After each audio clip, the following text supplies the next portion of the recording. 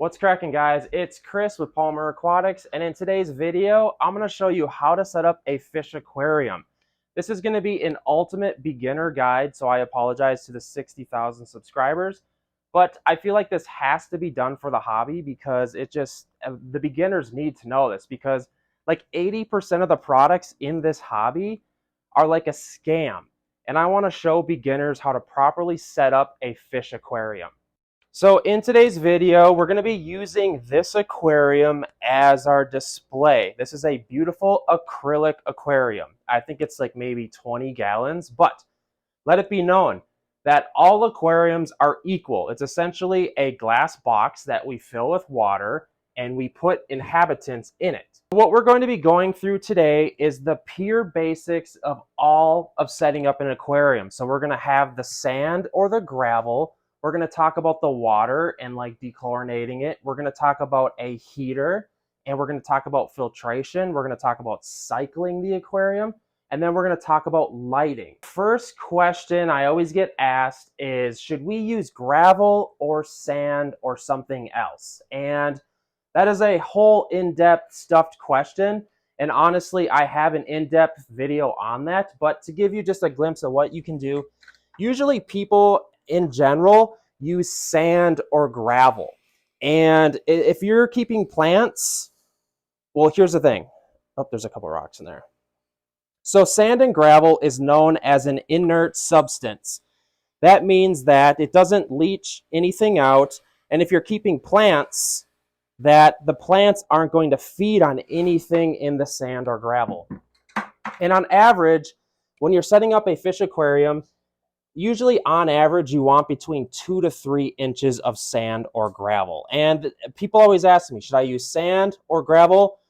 Honestly, it's really, there's just so many variables that it's just like, if you're keeping plants, it really kind of boils down to what you like the look of. And if you want my honest opinion, if you're looking to keep plants, that's a great idea. As you can see, this house is filled with aquariums full of plants, because you're going to have less maintenance on an aquarium of plants, and probably sand or gravel works with plants. But the trick is you need to choose super easy plants like Amazon swords, water wisteria. There's tons of easy plants. It's all about choosing the easy plants that will do okay in just plain gravel or sand. But if you want to get fancy, they have planted tank substrates that are designed for plants. They're a little more expensive though. The next step is going to be filling your aquarium full of water.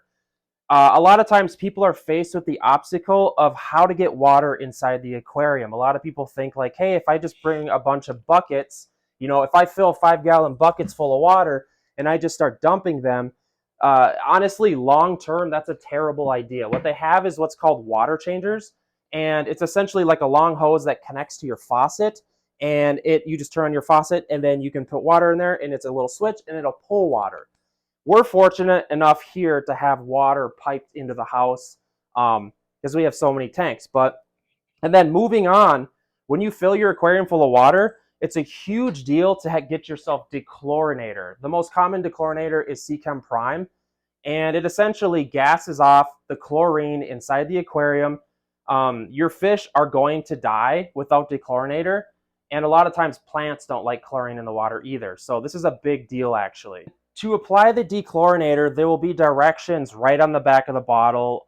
This one says, use 1 capful for every 50 US gallons. And this stuff, you don't have to be like super particular. You can like overdose this like 5x and it's going to be fine. So it's designed to overdose. So you're better to overdose than to underdose. The next thing I want to talk about is your aquarium heater, because this is a huge deal when setting up a fish aquarium. Heaters, the brand of heaters is a big deal. You can cut corners on a lot of things, but with my experience, you want to get a decent heater. And a lot of times the nicer ones come with digital built-in thermostats, and you can just set it using the little remote. So do not cheap out on a heater. And when figuring out what size heater you need, figure on 5 watts per 1 gallon of aquarium water. And I've learned it's always better to go more. And because a lot of times what happens is cheap heaters will sometimes stick on, or not turn on, and it'll kill your fish. So you got to be careful. Sometimes what people will do is they'll run two smaller heaters together. When placing the heater in the aquarium, a lot of times it's better to have the aquarium heater near the flow of your aquarium filter. But honestly, it's not a huge deal. I've done a lot of testing. A lot of people like their heater straight up and down. They like the look of that. Some people like it horizontal. Some people like it. It's not a huge deal when it comes to the heater. And a lot of people ask, do I need an aquarium heater? And I say most cool aquarium fish, I would say like 70% of all the community tropical fish you keep, you're going to need a heater with.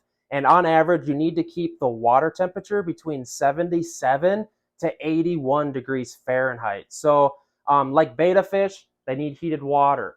Molly fish, they need heated water. A lot of like cichlids, angelfish, just most of your general community fish, they want heated water. The next stage of setting up our fish aquarium is to talk about filtration. What filter do you use? This is where things get a little complicated and overwhelming. So in general, I always tell people, if you're keeping a smaller fish aquarium, anything below like 30 gallons, you should use a sponge filter.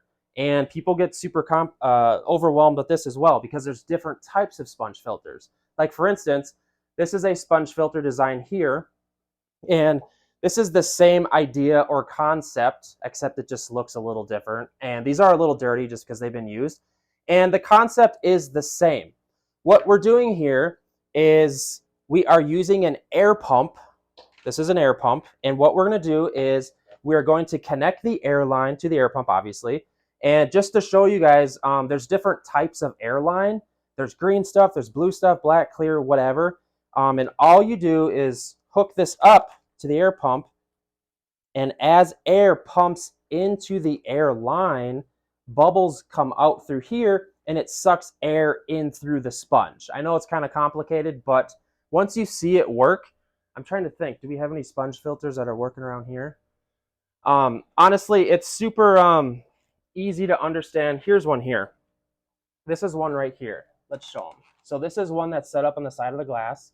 And what happens is, kind of a glare there, but the air goes in here and the bubbles come out, and you don't see it, but the water gets sucked in through the sponge, and that's what filters the water.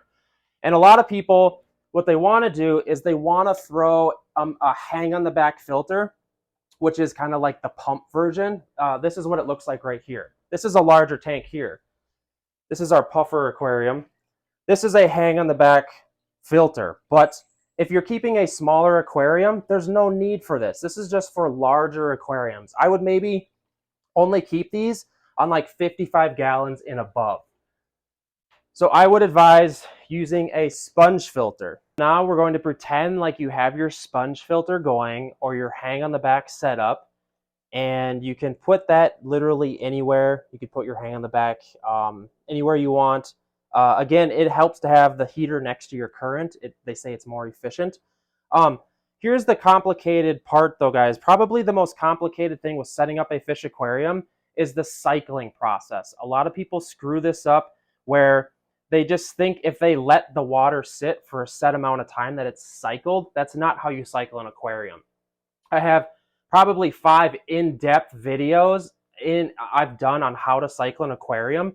And it's pretty complicated, actually. What we're trying to do is we're trying to get beneficial bacteria to grow on the filter pad of the sponge filter or the filter.